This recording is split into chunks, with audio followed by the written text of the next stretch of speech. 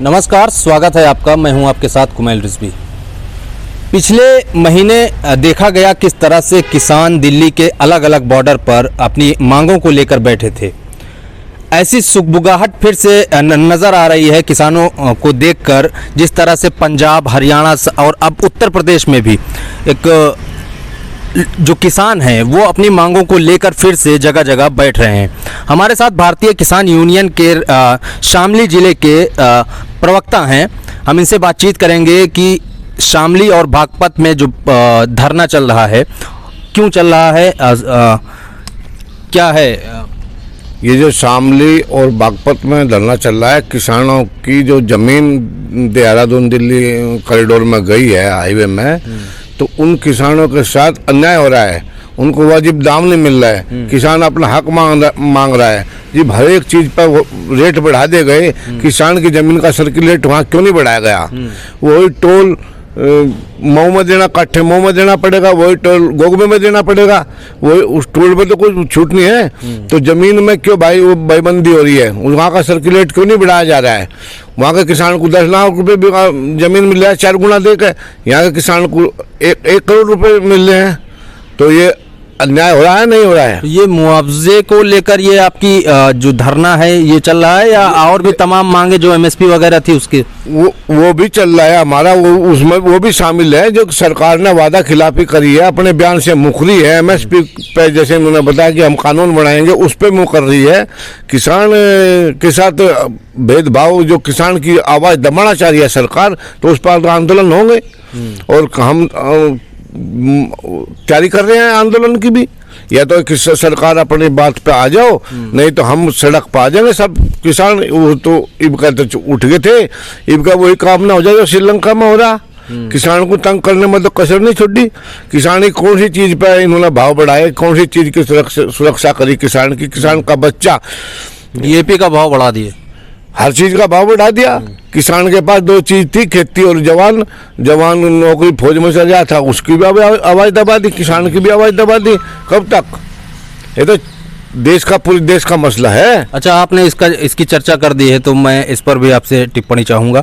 अग्निपथ योजना जो है, जो लाए हैं 4 साल की, किस तरह से देख रहे हैं उसको? क्या आप लोग, क्योंकि इस फौज में ज़्यादातर किसानों के बेटे जाते हैं, तो आप लोग किस तरह से देख रहे हो इसको? मैं तो इसे बहुत गलत तरीके से देख रहा। जो यहाँ के शासकों ने और जो इसमें सम्मिलित हुए उन लोगों ने भी क्या सोच के फैसला लिया है। अधिकारी क्यों नहीं है? सेना में अधिकारी भी तो हैं। जो अधिकारी बने हैं, ये सिपाही से अधिकारी भी बने थे, जो ग्राउंड का धरातल से ऊपर तक का ज्ञान होता था, वे किस सोच के विचार में है? जैसे वीके सिंह 6 महीने बढ़वाने के लिए कोर्ट में पहुंच गए थे, तो उन्होंने कैसे पास कर दिया 4 साल में? 4 साल की नौकरी ठीक है, क्यों कर दिया? कि किसान, जैसे लाल बहादुर शास्त्री जी का नारा था, जय जवान जय किसान, भारत के देवता तुल्य प्रधानमंत्री, उनकी आवाज़ को दबा दिया। किसान को वैसे बर्बाद कर दिया, जवान को 4 साल में बर्बाद कर देंगे। क्या कर लेगा 4 साल में जवान? 1 साल की ट्रेनिंग लेगा, 1 साल के बाद कहीं पोस्टिंग करेगा, फिर घर में वापस आएगा। क्या करेगा घर पर आके? ना कोई की शादी करे, ना वो कुछ हिला कर सकता, फिर लूट करा सड़कों पर। जो ये सरकार ने पॉलिसी बनाई, ये बहुत गलत है। अपने आप में ये मानने होंगे। हम तो इसका पूर्ण रूप से विरोध करते हैं। और जवान को, इस देश को खड्डे में पहुंचाने की कोशिश कर रही है सरकार। हम सरकार से भी निवेदन कर रहे हैं, प्रधानमंत्री जी से भी निवेदन कर रहे हैं कि अपनी चलती में एक अच्छे काम करने चाहिए, गलत काम नहीं करने चाहिए। भगवान से डर कर रहना चाहिए। अरे तुमने इतने गंगा मैया को तो गंदगी में डुबो दिया। गंगा की तो सफाई नहीं हो रही, और आप नारे लगा रहे हो भगवान के नाम के, भगवान को ही धोखा दे रहे हो। भले आदमी हो, इन अन्नदाताओं को तो देख लो, इन जो पूरे देश को अन्न खुआ रहे हैं। जब देश आर्थिक स्थिति से गुजर रहा था, तब भी किसानों ने संभल दिया था। किसानों ने संभल दिया था देश को। और यही लोग आज किसानों के ऊपर अत्याचार कर रहे हैं। कौन से नेता के मन में ये है? एक ऐसा नेता हमारा, ये भारत का चौधरी चरण सिंह जी के पोते चौधरी अजीत सिंह के लड़के जयंत चौधरी जी हैं, जो इस परिवार ने हमेशा से किसानों की आवाज़ उठाई है। और ये हमारे भारतीय किसानों के चौधरी नरेश टिकैत, चौधरी राकेश टिकैत, ये लोग किसानों की आवाज़ उठा रहे हैं और इनकी भी कोई बात की सुनवाई नहीं कर रहे। राकेश टिकैत जी ने चेतावनी दे दी है कि फिर से आंदोलन के लिए किसान तैयार हो जाएं। तो बिल्कुल होंगे, किसान तो तैयार बैठा है। अभी बरसात भी होली है, उनके आदेश की देरी है। वही 25-30 लाख ट्रैक्टर फिर दिल्ली में घुसेंगे। इबका तो और तरह से घुसे थे, इबका और तरह से घुसेंगे, खूब मजबूती के साथ घुसेंगे। अच्छा, किस तरह से घुसेंगे इस बार? पूरी अपनी तैयारी के साथ घुसेंगे। कब में दिल्ली में रहना पड़ जा। अच्छा, हाँ, हमें यहाँ भी बैठना पड़ सके, अपना यहीं रहेंगे, यहीं से यहीं काम करेंगे। अब के वापस नहीं जाने के। अगर सरकार हमें झूठे जुमले देती रही तो इनके जुमलों में हम कभी नहीं आएंगे। हमने सब देख लिया, देश की जनता ने भी देख लिया। बेईमानी से चुनाव जीतना, वो करना, कब तक देश का नुकसान करता रहेगा। जब हमारा जवान ही नहीं बचा तो ये देश कैसे बचेगा, ये बताओ। अच्छा, कल लोकसभा में बीजेपी के एक सांसद हैं, उन्होंने बयान दिया कि जो किसान पिछले दिनों बैठे थे दिल्ली में, उसमें से कोई किसी की शहादत नहीं हुई, किसी की मृत्यु नहीं हुई उस आंदोलन में। क्या पता? उसके घर से तो कोई मरा नहीं, ना कोई उसके घर से देश में फौज में गया होगा। तो जो 700 किसान शहीद हुए हैं, जिनकी शहादत हुई है, उसके घर से तो नहीं मरा ना कोई। हमारे घर से गए हैं, हमारे भाई गए हैं। उसे क्या पता, उसे तो पता नहीं। उसे तो बना दिया, MP MLA बना के भेज दिया। ये उसे शहादत का ही नहीं पता, शहादत कैसी होगी उसके। तो और कौन मर गया वहाँ से? पाकिस्तान के आकर मर गए, किसी दूसरे देश के आदमी आकर लाश फूंक दी कि हमने वहाँ से। ये जो उल्टे सीधे बयानबाजी करते हैं, इनका भगवान के नाम से खौफ निकल गया है। ये तो सिर्फ लाश पर बैठ कर खाने वाले लोग हैं। परमात्मा इन्हें कभी माफ नहीं करेगा। तुम देखते रहियो, एक दिन जनता जरूर जागरूक होगी, समझेगी कि ये किस दिशा में देश को लेकर जा रहे हैं। हमें तो ये खतरा है कि हमारा देश, आज भी हम इस सरकार से निवेदन कर रहे हैं, हमारे देश को बचा लो, ये नीति छोड़ दो। इस देश को ध्रुवीकरण में, राजनीति में ना ले जाओ, जातिवादी में ना ले जाओ। इस देश को लाल बहादुर शास्त्री जी की, इंदिरा गांधी जी की, चौधरी चरण सिंह जी की, सर छोटू राम जी की नीति पर लेकर चलो। हमारा देश आगे बढ़ेगा। नहीं तो तुम्हारा नाम लेने वाला नहीं मिलेगा, जो सरकारों के साथ, किसानों के साथ अन्याय कर रहे हो। अच्छा, मैं आपसे भी एक छोटी टिप्पणी चाहूँगा। जो अभी मैंने बात की कि वो जो सांसद हैं बीजेपी के, वो कह रहे हैं कि कोई मरा नहीं है इस आंदोलन में। उन्होंने आगे ये कहा कि पिछले 8 सालों में किसान बहुत मजबूत हुआ है, इतना मजबूत हुआ है कि वो एक साल वहाँ आंदोलन कर रहा है और किसान सरकार से 2-2 हाथ करने के लिए तैयार है। मतलब किसान तो मजबूत नहीं हुआ, किसान की रीढ़ तोड़ दी, मतलब रीढ़ की हड्डी तोड़ दी। किसान मतलब भूखा मर रहा, भूखा मर के क्या नहीं करता, मरेगा भी मारेगा भी किसान। उधर बिजली के बिल बढ़ा दिए, मीटर ऐसे 12 मीटर लग रहे, मीटर ऐसे लग रहे एकदम से, मतलब जो है रीडिंग इतनी जल्दी निकाल रहे हैं आके, मतलब 24 घंटे में कई 100 रीडिंग निकाल रहे हैं। किसान मरेगा क्या करेगा, उसके फसल बिकती नहीं। 8 साल में मतलब जो है 25 रुपये बढ़ाए करने पे, 5 रुपये भी नहीं पड़ते, 3-4 रुपये पड़े हैं साल में। क्या बढ़ा दिया, और इसके रोज के भाव बढ़ा लगे उसके करने के, और तो और इस पे दही पे, दूध पे, इस पे GST लगा दी, क्या खाओगा। अभी एक रिपोर्ट आई थी, उसमें कहा गया कि सरकार की तरफ से एक रिपोर्ट आई कि किसानों की आय दोगुनी होने के करीब है, कगार पे है। कहाँ है? किसान तो बर्बाद हो रहा, बढ़ जो रहा है। जो इसके RSS के आदमी हैं, जो इसके चिल्ले हैं, इसके क्या नाम, जो सरकार के नुमाइंदे, वे बढ़ रहे, और सब किसान तो घटा नहीं लगा, नीचे जा लग रहा। जो वो बढ़ रहा था वो बढ़ रहा, जो घट रहा था वो तो ज़मीन में मिल गया। खाना खाने से मोहताज है कुछ नहीं। किसान तो बर्बाद हो गया, ख़त्म हो गया किसान। हाँ, मरता क्या नहीं करता, जो मरेगा। मतलब आप एक कहने का मतलब है, जैसे आप ही हैं, आपके साथ कोई अन्याय होगा तो आप क्या करेंगे? आप ये सोचेंगे मार धाड़ के कहीं तक इसे मतलब बच तू, अपने बचने के लिए कि किसान हर हथकंडा अपना हुआ, क्या करेगा? और गलत कह रहे तो सब, मतलब किसान मरता क्या नहीं करता। किसान हो चाहे मजदूर हो चाहे जवान हो, जवान तो बिल्कुल ख़त्म कर दिया, बर्बाद कर दिया। 4 साल में क्या करेगा, बदमाश बनेगा। बदमाश बनेगा। एक साल में किसान जो है बेचारा वो करेगा, वो मतलब ट्रेनिंग हो 8-8 साल की ट्रेनिंग करके तो कश्मीर में रह नहीं पाता, लद्दाख में अग्नि जवानों को मतलब 4 साल में वो रह पा जाएगा। वहाँ लद्दाख में जब मरेंगे, चीन बॉर्डर पर मरेंगे, क्यों? उन्हें पता तो कुछ है नहीं बेचारे को। मतलब जैसे गांव में रह रहे, खेल कूद रहे, बच्चा भर्ती जाए 18 साल का हो, 18 साल में क्या कर ले बच्चा? खेलने कूदे, माँ बाप पढ़ावे खेलने कूदे, कुछ सीख तो कुछ पाता नहीं, ना ज्ञान होता, किसी भी तरह का ज्ञान नहीं होता इस उम्र में।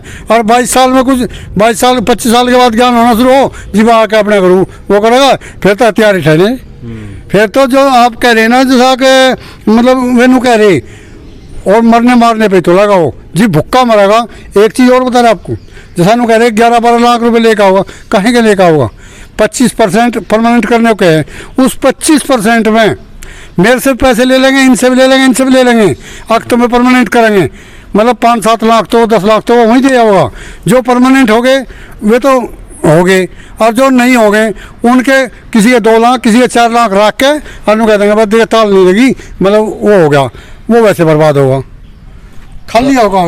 प्रवक्ता जी, आखिर में मैं आपसे एक चीज़ जानूंगा, क्योंकि आप संगठन से जुड़े हैं, भारतीय किसान यूनियन से, क्या माना जाए कि जिस तरह की सुगबुगाहट है ये आंदोलन और धरना को लेके, आगे आने वाले समय में ये धरना बड़ा रूप ले सकता है? बिल्कुल ले सकता है, अगर वादा खिलाफी करेंगे। पहला हम तो चेतावनी दे रहे हैं, संयुक्त किसान मोर्चा ने वादा खिलाफी का आरोप लगा दिया है, लगा दिया ना, वादा खिलाफी कर रहे हैं तो ये आंदोलन होगा। और इस बार तो 25 लाख ट्रैक्टर थे, इस बार 1 करोड़ ट्रैक्टर भी हो सकते हैं।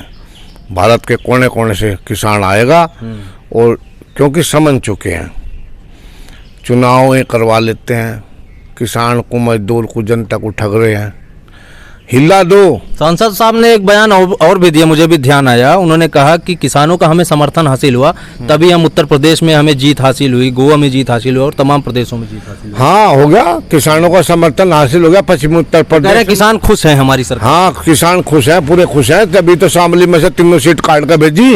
बेईमान मंत्री की खोज जांच करवा लो ना, किसान पूरे उत्तर प्रदेश में खुश है ना। बेईमान ना करो, 100-150 बट्टों की लको का अपनी घोषणा कर दी, ये अच्छी बात नहीं है, इनसे खुश है। अरे किसानों को खुश करना जानो तो उसकी फसल का वाजिब दाम दो, उनकी सुनवाई करो। वो स्वामीनाथन की रिपोर्ट लागू क्यों नहीं करते? स्वामीनाथन की रिपोर्ट लागू क्यों नहीं करते? अगर किसान की आय दुगनी बनानी है, प्रधानमंत्री जी तो कहते थे कि हम हमारी सरकार आएगी स्वामीनाथन जी की रिपोर्ट लागू करेंगे, अभी क्या 250 पे क्यों नहीं काम करते? ये तो झूठ बोल रहे हैं। सांसद हैं, सांसद लोकसभा में बैठे कुछ भी बक सकते हैं, बकना यही है, अच्छी बात नहीं है। जनता को भ्रमित करना, आप भी किसी भी प्रदेश से आए होंगे, आप देख नहीं रहे देश की क्या स्थिति है। स्थिति डमाडोल है, बिगड़ चुकी है स्थिति। बस पता नहीं किसके तरह परमात्मा के राम कृष्ण की भूमि है, गंगा जमुना का दुआबा मैदान है, परमात्मा की नरम निगाह है कि यहाँ की जनता भोली भाली है, सहनशीलता, अपने देश का कभी बुरा नहीं चाह सकती, अपने देश के लिए कुर्बानी दे सकते हैं। पर यहाँ के नेता तो बदल गए, वे नेता जैसे लाल बहादुर शास्त्री, पंडित जवाहरलाल नेहरू, सभी इस हमारे सरकार से वे सब अच्छे रहे हैं, क्योंकि उन्होंने देश खोखला नहीं किया।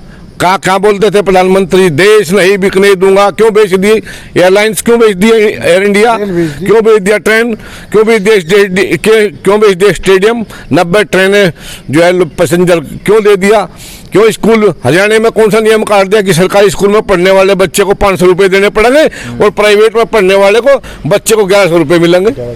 ये कौन सा कानून है कि दे स्कूल, सरकारी स्कूल खत्म? अरे भले आदमी ऐसा क्यों कर दिया? सरकार में शिक्षा, चिकित्सा, ये तो फ्री, बाबा साहब ने भी कहा है, ये 2-3 चीज तो उन्होंने भी कहा है कि ये चीज तो फ्री मिलनी चाहिए। क्या कर दिया फ्री उन्होंने? कैसे देश को ऊपर पहुंचा दिया, देश को खड्डे में पहुंचा दिया। फ्री राशन दे रहे हैं, फ्री राशन कितना? अजी फ्री राशन क्यों दे रहे हैं? उन्हें काम दो, रोजगार दो, चोर बनाने के लिए। ये आप बताओ, आप भी तो रोज का जनता में रहते हो, पत्रकार महोदय जी, आप जगह जगह खबर लेते हो। किसानों ने देश उभारा है, किसान उभारेगा।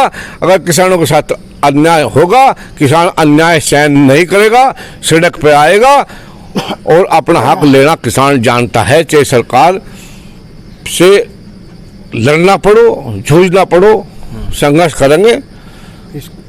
पहले 13 महीने में इन्होंने झूठ वादा किया था, अब किसानों हम आपकी बात मानेंगे, आप घर चले जाओ। किसान इनकी बात भरोसा करके चले गए। आज ये कृषि मंत्री इतने संवैधानिक पद पर होते हुए झूठ बोल रहा है कि हमने वादा ही नहीं किया। कैसा ये आदमी है? कौन सुनेगा इनकी बात? कौन बढ़ाओगा इन्हें आगे? कोई नहीं सुने, कोई नहीं इन्हें चुनेगा। और जनता अभी हमारी जनता तो कलंक लगने से भी डरती है। भारत की जनता, किसान लोग ऐसे हैं, अगर पूरा देश थाली बैठ जाएगा तो किसान उसे कुमा का खुआ देंगे।